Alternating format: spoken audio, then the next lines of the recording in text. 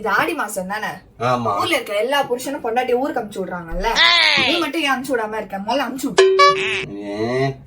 அந்த காலத்திலேயே அது அம்மா வீட்டுக்கு போனது கிடையாது. ஆடி மாசம் என் கூடவே உட்காந்துக்கிறோம். மாடு சாணி போட்டு உட்காந்துக்கிற மாதிரி ஒரே இடத்துல உட்காந்து எல்லாரையும் வேலை வாங்குவோம்.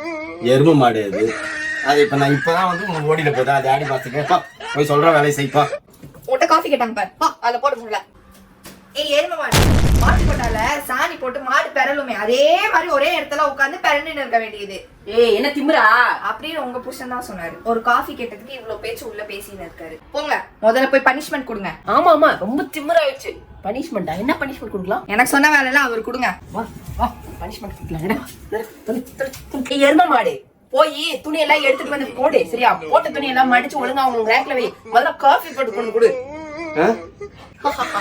ஏ பாப்பா, போ போ போ, போய் எல்லா வேலையும் செஞ்சிரு. என்னையா வேலை வாங்குறீங்க?